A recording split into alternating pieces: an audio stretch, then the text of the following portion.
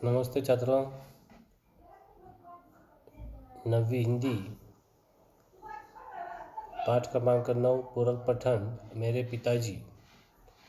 यह पाठ हम देखने जा रहे हैं। डॉक्टर हरिवंश राय बच्चन इन्होंने लिखा हुआ है यह पूरक पठन आज हम देखेंगे। पाठ को शुरू करने से पहले लेखक का परिचय हम देखेंगे। जन्म 27 नवंबर 1907 प्रतापगढ़ उत्तर प्रदेश में इनका जन्म हुआ है और इनकी मृत्यु जो है 18 जनवरी 2003 में हुई है। अब परिचय देखिए। हरिवंश राय बच्चन जी हिंदी कविता के उत्तर छायावाद काल के प्रमुख कवियों में से एक है। मधुशाला उनकी अत्यंत प्रसिद्ध रचना है जिसने लोकप्रियता के एक नए कीर्तिमान स्थापित किए। प्रमुख कृतियाँ जो इन्होंने लिखी हैं वह इस प्रकार हैं: मधुशाला, मधुकलश, निशा निमंत्रण, एकांत संगीत, आकुल, अंतर, खादी के फूल, हलाहल, धार के इधर उधर आदि कविता संग्रह है यह। क्या बोलूं क्या याद करूं, नीड़ का निर्माण, फिर पसेरे से दूर और 10 द्वार से सोपान तक, आत्मकथा के 4 खंड। तो इस प्रकार हमने देखा कि लेखक जो है, लेखक के बारे में यहाँ पर हमें जानकारी दी गई है। अब गद्य संबंधी जानकारी लेते हैं। यह एक आत्मकथा है। हिंदी साहित्य में गद्य की एक विधा है। आत्मकथा में व्यक्ति स्वयं अपने जीवन की कथा स्मृतियों के आधार पर लिखता है। निष्पक्षता आत्मकथा का आवश्यक पक्ष है। प्रस्तुत पाठ के माध्यम से बच्चन जी ने अपने पिता के रहन सहन, व्यक्तिमत्व, दृढ़ता, स्वाभिमान, कर्तव्य निष्ठा आदि गुणों के साथ साथ देश काल परिस्थिति एवं स्वयं में आए संस्कारों एवं परिवर्तनों को प्रभावी ढंग से चित्रित किया है। तो इस गद्य में हम देखेंगे कि किस तरह यह गद्य जो है आत्मकथा इस विधा में आती है। और आत्मकथा जो है यह क्या होता है कि इसमें इस प्रकार की विधा में व्यक्ति स्वयं ही अपने जीवन की कथा या फिर स्मृतियाँ, यादें इनके आधार पर लिखता है। और इस वक्त लेखक को चाहिए कि निष्पक्षता जो है इसके लिखने में आना चाहिए। तो इस पाठ के माध्यम से हरिवंश राय बच्चन जी अपने पिताजी के रहन सहन के बारे में बता रहे हैं, उनके व्यक्तित्व के बारे में बता रहे हैं। दृढ़ता, उनके जो गुण हैं, उनके पिताजी के अंदर जो गुण हैं वह हमें यहाँ पर दिखा रहे हैं कि स्वाभिमान, कर्तव्यनिष्ठा आदि, इसके साथ साथ देश काल परिस्थिति एवं स्वयं में आए संस्कारों एवं परिवर्तनों को प्रभावी ढंग से इन्होंने चित्रित किया है। तो देखेंगे, हम पाठ को पढ़ेंगे शुरू में, फिर इसको समझने की धीरे धीरे कोशिश करेंगे। देखिए,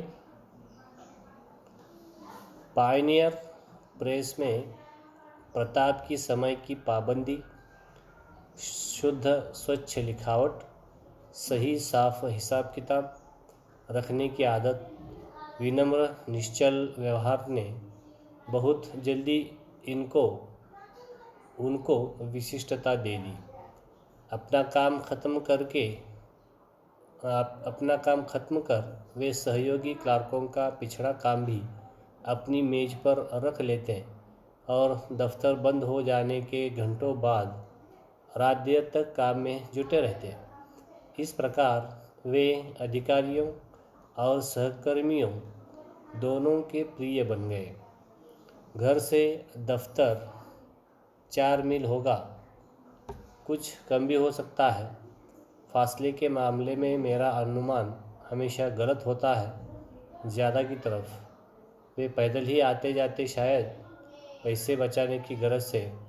साइकिल न उन्होंने खरीदी, न उसकी सवारी की। तो लेखक हमें यहाँ पर बता रहे हैं कि उनके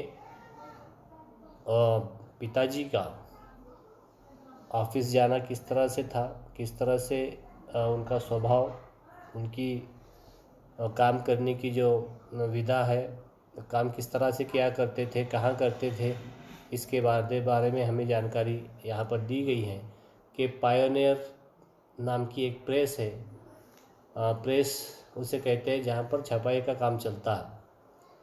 तो उस प्रेस में सुबह जल्दी पाबंदी के साथ वे जाया करते थे। शुद्ध स्वच्छ उनकी लिखावट थी। समय की पाबंदी उनकी रहती थी, मतलब हर वक्त जो है समय पर जो है वो ऑफिस को जाया करते थे, दफ्तर जाया करते थे, और सही साफ उनका हिसाब रहता था, और विनम्र निश्चल व्यवहार, यह विशिष्टता उनकी थी। और जब अपना काम ख़त्म होता और दफ्तर बंद हो जाता, इसके बाद भी वे अपने जो सहयोगी क्लार्क है, उनका जो पिछड़ा काम है, उस पिछड़े काम को भी वे जो है अपना समझ के उसे पूरा करते थे।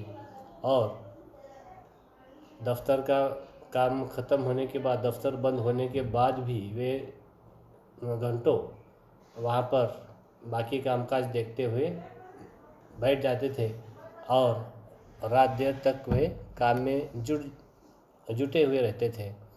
और इसलिए कि सहयोगी क्लार्कों को मदद करना और अपना काम वक्त पर पूरा करना, इन दो बातों की वजह से वो अधिकारियों में और अपने सहकर्मियों में प्रिय व्यक्ति बन गए थे।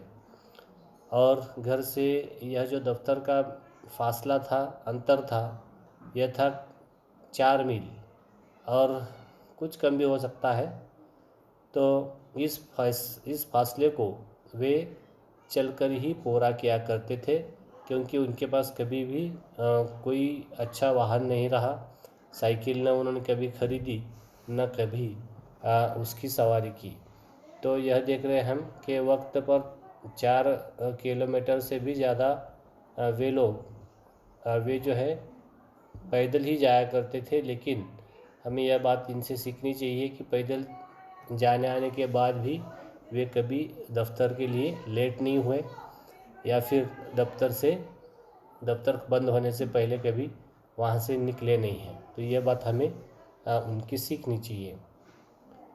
आगे देखिए, दफ्तर के लिए उन्होंने एक तरह की पोशाक अपनाई, और जितने दिन दफ्तर में गए उसी में गए।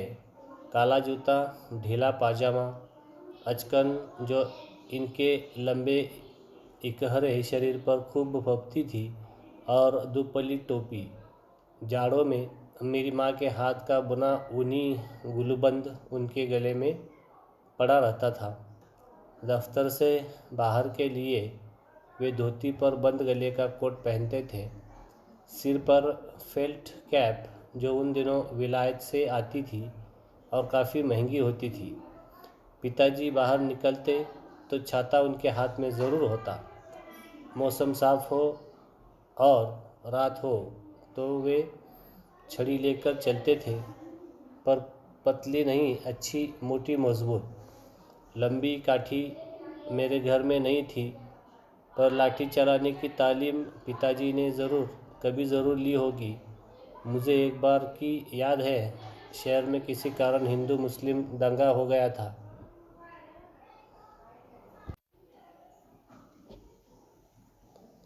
तो देखिए, इस पैराग्राफ के अंदर हम देख रहे हैं कि उनकी पोशाक किस तरह से थी, और अपने साथ एक लाठी भी लिए चलते थे। लाठी जो है घर में नहीं थी, लेकिन उसे चलाने की तालीम जो है उन्होंने ज़रूर ली होगी। ये ऐसा उनके बेटे जो है मतलब हरिवंश राय बच्चन जी, इनका कहना है कि लेखक को याद पड़ता है कि जब शहर में किसी कारण हिंदू मुस्लिम का दंगा हो गया था, तब जो है वे अपने पास की वे लाठी निकाल करके उसका इस्तेमाल करते हुए उन्होंने पहली बार लेखक के पिताजी को लेखक ने देखा था। तो देखा हमने इस तरह से दो पैराग्राफ, पहले पैराग्राफ में हमने उनके स्वभाव के बारे में, उनके गुणों के बारे में, दोष तो यहाँ पर कोई हमें नहीं दिख रहा है, गुणों के बारे में हमें यहाँ पता चल रहा है। पहले पैराग्राफ में हमने यह जानकारी हासिल की और दूसरे पैराग्राफ में हमने देखा कि उनका पहराव किस तरह था, किस तरह से पोशाक पहना करते थे और क्या क्या पहनते थे। इसमें हमने देखा कि काला जूता होता था और ऑफिस के लिए जो है उन्होंने एक यूनिफॉर्म जो है बना लिया था और वही यूनिफॉर्म पहन करके वे हर रोज़ ऑफिस में जाया करते थे और ढीला पायजामा रहता था, काला जूता। अचानक अचकन जो उनके लंबे इकहरे शरीर पर खूब फपती थी, मतलब लंबे भी थे और टोपी भी पहनते थे जो कि काफ़ी महंगी थी और विलायत से आती थी। तो इस जानकारी के साथ ही हम यहाँ पर रुकेंगे। पाठ का अगला हिस्सा जो है हम अगले वीडियो में उसकी चर्चा जो है करेंगे। तब तक आपके लिए यह स्वाध्याय है कि इसमें जो भी नए शब्द आपको लगे इसको लिख लें और इसका मतलब और इसका अर्थ लगाने की कोशिश करें। ओके, रुकते हैं हम यहाँ पर। धन्यवाद।